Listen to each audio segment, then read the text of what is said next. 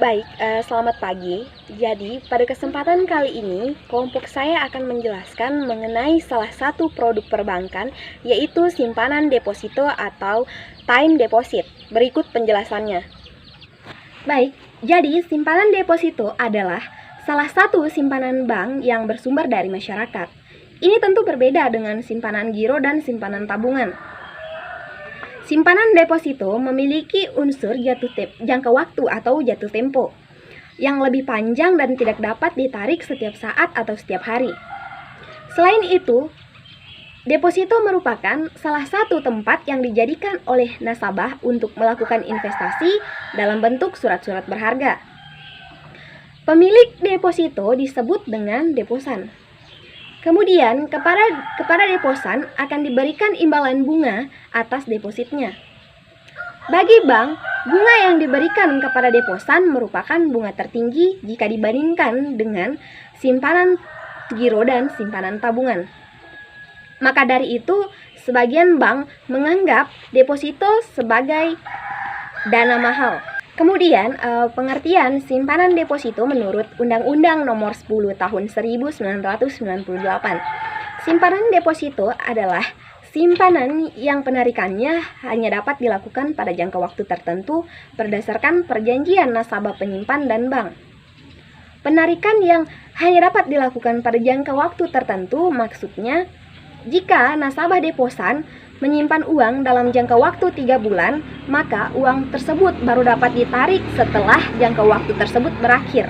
Nah, ini biasanya disebut sebagai tanggal jatuh tempo. Sarana atau alat untuk menarik uang yang disimpan di deposito sangat tergantung pada jenis depositonya. Sebagai contoh, deposito berjangka.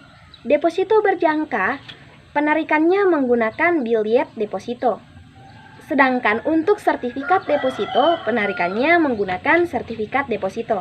Ada 4 hal di sini akan saya singgung dari mekanisme simpan deposito. Yang pertama itu adalah minimal setoran, yang kedua jangka waktu simpanan, yang ketiga pencairan dana, dan yang keempat adalah bunga dari deposito. Yang pertama itu adalah minimal setoran. Minimal setoran di sini tergantung dari kebijakan yang dimiliki bank, karena setiap bank memiliki kebijakan yang berbeda-beda mengenai simpanan pokok dari seorang deposan.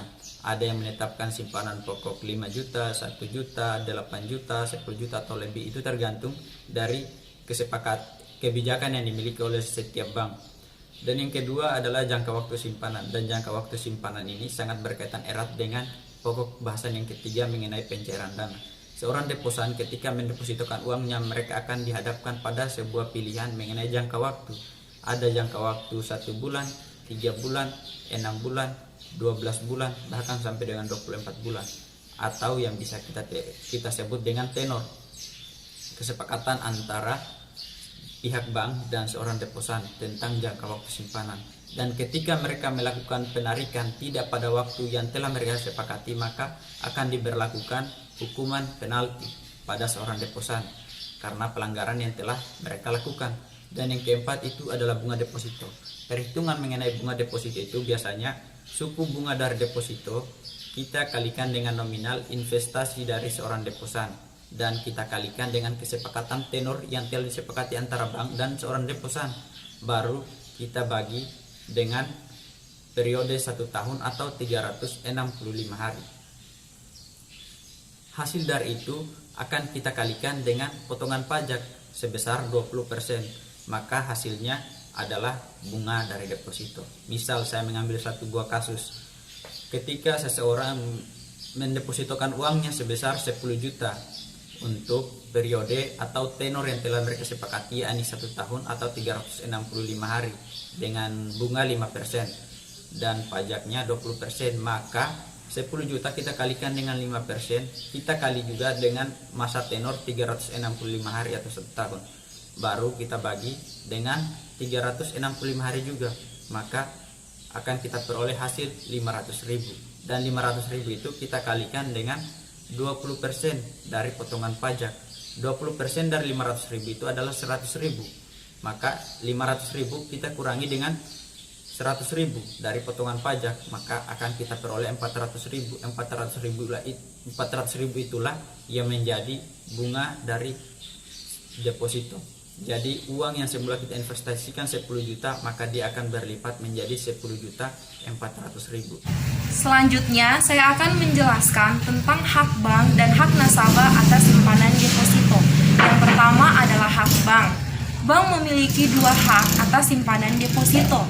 Yang pertama, bank berhak menilai keaslian identitas pemegang sebelum mencairkan dana atau sejumlah uang yang tercantum dalam sertifikat deposito Bank Republik Indonesia. Hak yang terakhir atau yang kedua, bank berhak menolak pembayaran atau pencairan dana jika setelah diteliti ternyata pemegang bukanlah pemegang asli dari sertifikat deposito Bank Republik Indonesia. Selanjutnya adalah hak nasabah atas simpanan deposito. Di antaranya, 1. Nasabah berhak mendapatkan pembayaran atau pencairan dana sesuai dengan yang tercantum dalam sertifikat deposito Bank Republik Indonesia. Hak yang kedua, nasabah berhak menerima pinjaman bunga. Kemudian hak yang ketiga, nasabah bisa menjaminkan sertifikat deposito Bank Republik Indonesia tersebut sebagai pinjaman. Hak yang terakhir, nasabah bisa mewariskan sertifikat deposito Bank Republik Indonesia kepada ahli waris. Di sini saya akan menjelaskan tentang kewajiban yang melekat baik kepada bank maupun nasabah terhadap simpanan deposito. Jadi seperti yang dipaparkan oleh LPS atau Lembaga Penjamin Simpanan, bahwa ada aturan khusus kepada bank yang memberikan bunga simpanan tinggi bagi nasabah.